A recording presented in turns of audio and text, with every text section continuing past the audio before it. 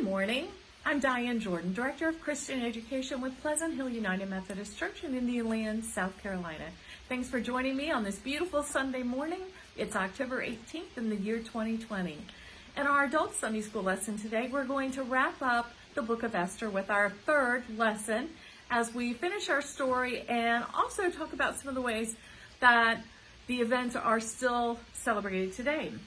Now, in our story, we are looking at a time period that occurs about 500 years before the birth of Christ in a town named Susa, which is part of the huge Persian Empire under King Xerxes. Now, that area is now part of Iran today. And in our story, Mordecai has just been arrested and blindfolded and hanged on the gallows because he has written this decree or worked with Xerxes to get a decree written to actually annihilate the entire Jewish population. So that's where our story picks up this morning. And this time Xerxes is really quick to hand out rewards. If you remember, he waited a long time. It was an oversight to reward Mordecai for saving his life. But this time he's very quick to act. And Esther is given all of Haman's possessions. The estates of criminals in this time period actually revert back to the crown, and they were there for the king to dispose of as he chose. So he gave them to Esther. Next, he rewards Mordecai because Esther had revealed her relationship to him. And he presents Mordecai with the royal signet ring. That symbolizes his important position now in the king's palace, and also he is given an important promotion. He is now put in charge of the royal funds, and he is now the second in command. He is the prime minister, sort of the country.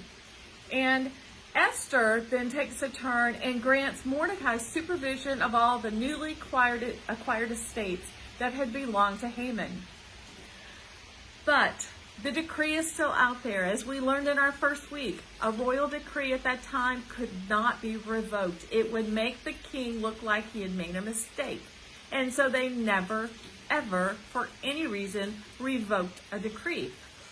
So Esther knows, though, that her people are still going to be assassinated, annihilated on the date that Haman had chosen.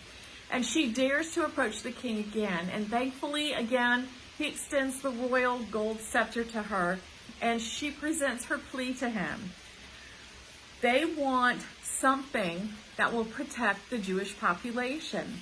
And so Xerxes thinks about it and comes up with a solution. He decides to have another decree issued in behalf of the Jews. The wording is almost identical to the one that Haman wrote. However, Mordecai and Queen Esther were allowed to word it however they wanted to, and they said that on that same date as Haman's decree was to be acted on, it gave the Jews the right to defend themselves against anybody who might attack them on that date, and it also gave them the right to plunder the possessions of their enemies. Now, this is taking place around June 25th, 474 BC. Well, the Persians had an excellent communication system. King Xerxes had done a lot of things to create an infrastructure for his empire. And he had a sort of Pony Express. And they could reach the entirety of the Persian Empire in just a matter of days. So the decree is written and proclaimed, and the royal heralds, go out into the empire and make sure that everyone knows that there is a second decree now. At this time, Mordecai's been elevated to a position inside the palace. He's wearing royal garments of blue and white, or a purple robe of fine linen. He has a crown of gold, and they are celebrating that they are going to be able to fight back. The Jewish population is excited that they have been given permission to defend themselves. Their neighbors are so amazed that they begin to identify themselves with the Jewish population. So at last, the 13th day of the 12th month, March 7th in 473 BC arrives. It's the date decreed by Haman's decree for the slaughter of all the Jews in the entire empire. And there were still people in the population who hoped to follow through on what Haman had ordered. But the tables were turned, and instead of the Jews being slaughtered by the thousands, their enemies fell instead. So the text repeatedly notes that although the Jews had permission to plunder their enemies, they never, ever did that. Those that were killed during this day included the 10 sons of Haman. And prejudice in Susa was so strong against the Jewish population that Esther asked Xerxes for one more day for the Jews to defend themselves. Xerxes grants the request, and when the extra day is ended, the Jews are free of their threat from all their old enemies. To emphasize their victory, the Jews displayed the bodies of Haman's sons on the gallows. They were showing that the source of evil had been wiped out. Mordecai records all these events and sends letters to the Jews throughout the empire. And he tells them, we can't forget what happened here. We are going to celebrate what has occurred. And so he sets the 14th and 15th days of the month of Adar as a time that the Jews will remember what has happened, and they will celebrate and give thanks for it. He writes that they should spend these days with feasting and joy and giving of presents of food to one another. And he also says that they are to give gifts to the poor.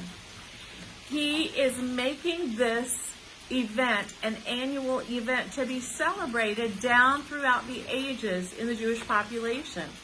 He sends out letters establishing Adar 14 and 15 as the days of celebration.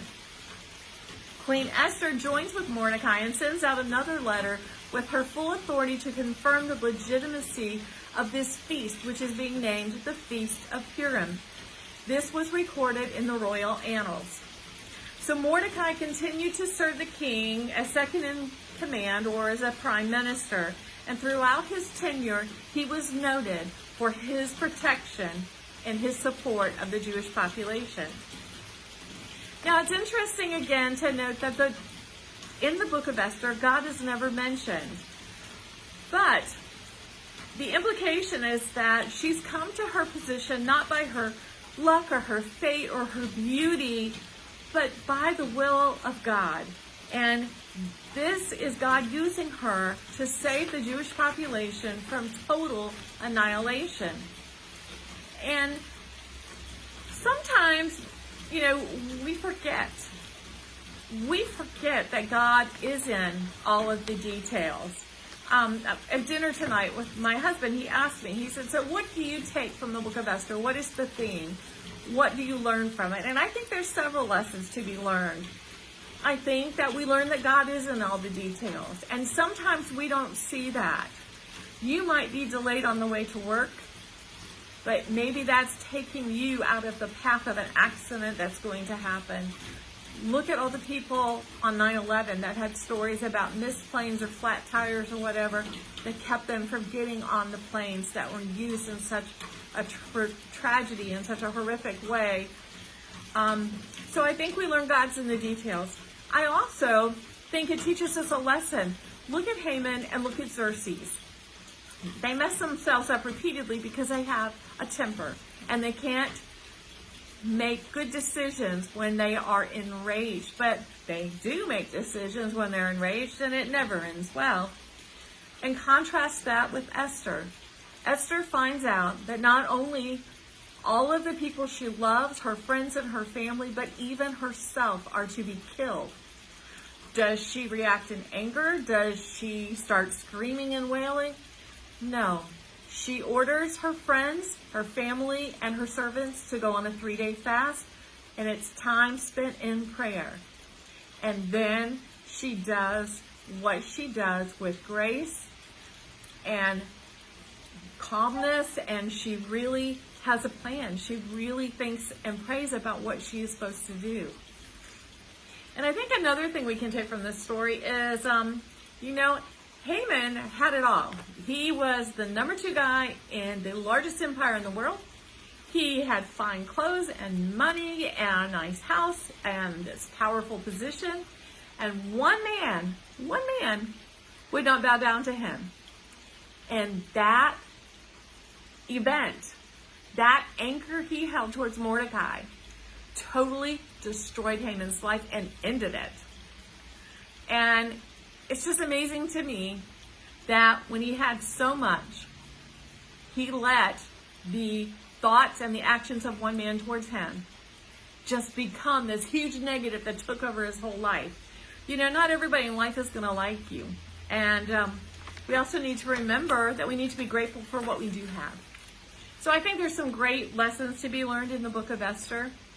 You know, this book is a true historical account, and it shows us how God preserved the Jewish people from annihilation, which kept alive the promise and hope of a future everlasting king to come from the Davidic dynasty. It illustrates that many Israelites, although they had been exiled to all parts of the Persian Empire, they remained faithful and true to their one God. And these Jews later came to preserve their identity through the synagogue, and the synagogues became the beginning point for spreading the good news of Jesus Christ throughout the Roman Empire in the first century. So today, the Jewish population celebrates the Feast of Purim. It still is happening today, 2,000 years later. More than 2,000 years later. Anyways, it's one of the most fun holidays celebrated by the Jewish people, and it takes place on the 14th day of the Hebrew month of Adar, which is usually March or April in our calendar.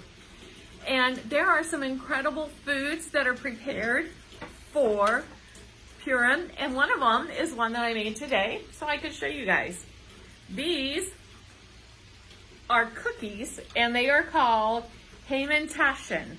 They're triangle-shaped cookie pastries. They're filled with fruit or savory fillings. I filled mine with grape and strawberry and orange marmalade. And so these are the cookies that are used and baked every year to celebrate the Festival of Purim. Also, for the Festival of Purim, they have the day before, which is a day of fasting, and that takes place, the Fast of Esther, on Adar 13, which is the day preceding the actual holiday. What's really interesting about this holiday is during a synagogue service on the first day, there is a reading of the entire Book of Esther, but this is a very interactive reading. The congregation is really involved because every time that Haman's name is read aloud, all the adults respond with, "Let his name be blotted out."